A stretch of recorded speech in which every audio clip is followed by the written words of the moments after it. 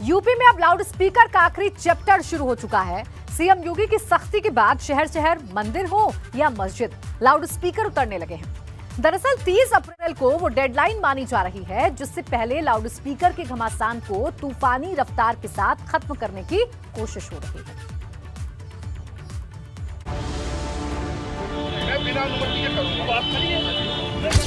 Loud speaker पर break, जागरण ने पकड़ा जू।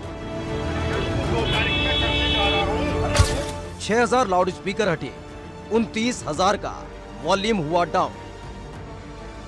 सूबे की योगी सरकार ने लाउड स्पीकर पर ऐसा ब्रेक लगाया है कि मंदिर और मस्जिदों से खुद ब खुद लाउड स्पीकर उतरने लगा, क्योंकि बिना कोई कार्रवाई के अब तक 6030 लाउड स्पीकर उतर चुके हैं, जबकि 29,674 लाउड स्पीकर का वॉल्यूम कम हो गया है। मतलब भोंपू वाली शक्ति और शोर वाला हुड़दंग सब खत्म हो चुका है। आगरा जोन के 8 जिलों में अब तक 757 लाउड स्पीकर हटाए गए, जबकि 1945 लाउड स्पीकर की आवाज हाई कोर्ट के द्वारा तय नियम से हिसाब से सेट कर दी गई है। लाउड स्पीकर विवाद के बाद मुख्यमंत्री योगी आदित्यनाथ ने सख्त और स्पष्ट निर्देश दिए हैं। उन्होंने कहा है कि 30 अप्रैल तक उत्तर प्रदेश के किसी भी ज़िले में अवैध तरीके से जो लाउड स्पीकर लगाए गए हैं उनको हर हाल में हटाया जाए। इसके साथ ही जो वैध तरीके से जो लाउड स्पीकर लगे हुए हैं, जो तमाम धार्मिक स्थलों पर या अन्य स्थलों पर, उनका जो तय डेसिबल है, जो इसको लेकर उच्च न्यायालय ने एक निर्धारित मानक तय कर रखा है, उसी के क्रम में उससे ऑडियो निकले, उससे आवाज़ निकलनी चाहिए। और ऐसे में आगरा जोन की बात की जाए तो 756, यानी आगरा जोन में 8 ज़िले आते हैं, 756 लाउड स्पीकरों को जो अवैध तरीके से लगे हुए थे उनको हटाया गया है। इसके रायबरेली में जिला प्रशासन मंदिरों और मस्जिदों से करीब 70 लाउड स्पीकर उतरवा चुके हैं। बड़ी बात यह है कि ये काम बिना किसी जोर जबरदस्ती के हो रहा है। धार्मिक संस्थान खुद अपनी मर्जी से लाउड स्पीकर को उतार रहे हैं। तो अभी जिला प्रशासन ने 6 टीमों का गठन किया है, जिसमें एसडीएम सीओ लगातार इस पर कार्रवाई कर रहे हैं और लगभग 400 से ज़्यादा जगहों पर आवाज़ जो ध्वनि है उसको कम किया गया है और पर्याप्त मात्रा में ऐसे अवैधानिक रूप से लगाए गए लाउड स्पीकर को उतरवाया गया है। ठीक यही हाल राजधानी लखनऊ का भी है, जहां प्रशासन ने साफ कर दिया कि मंदिर हो या मस्जिद, नियम सबके लिए बराबर है। महाराष्ट्र ने भले ही लाउड स्पीकर की चिंगारी को भड़काया हो, लेकिन मुजफ्फरनगर ने साफ कर दिया कि इस आग को यूपी में नहीं लगने देंगे।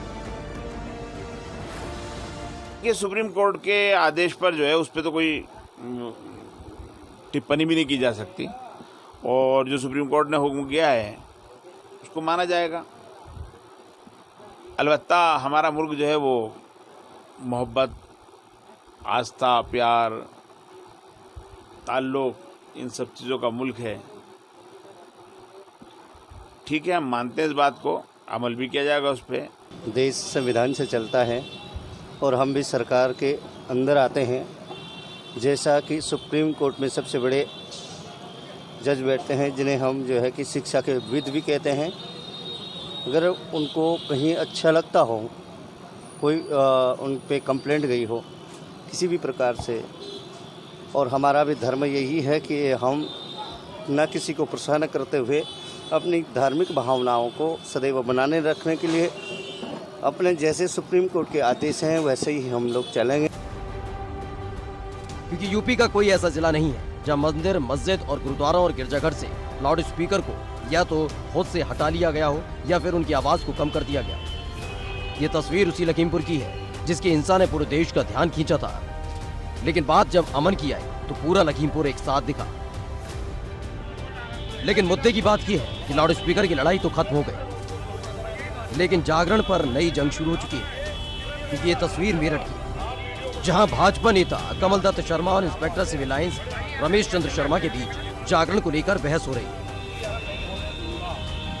क्योंकि भाजपा नेता जहां जागरण कराने की जिद पर अड़े हैं, वहीं पुलिस इंस्पेक्टर कह रहे हैं कि मुस्लिम क्षेत्र रमजान का महीना है, इसलिए वो जागरण की इजाजत नहीं दे सकते।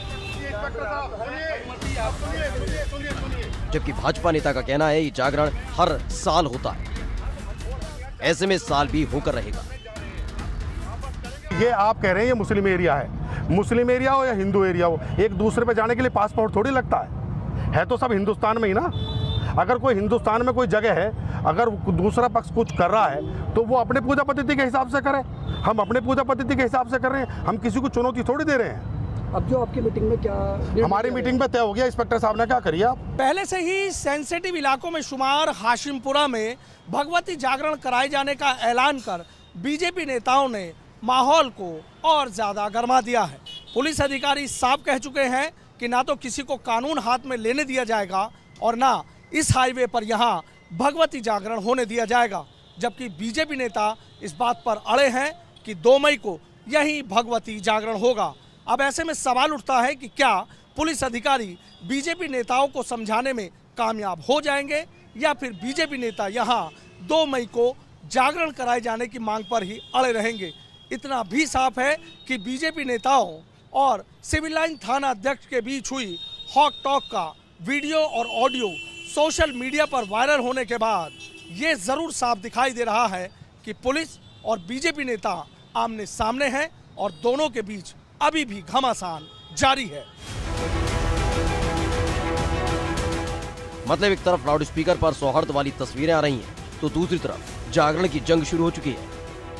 वही सवाल सूबे की योगी सरकार के आदेश का भी है, जिसमें साफ साफ कहा गया है कि किसी भी धार्मिक आयोजन की इजाजत बिना परमिशन नहीं मिलेगी और जो करेगा उस पर कड़ा एक्शन होगा।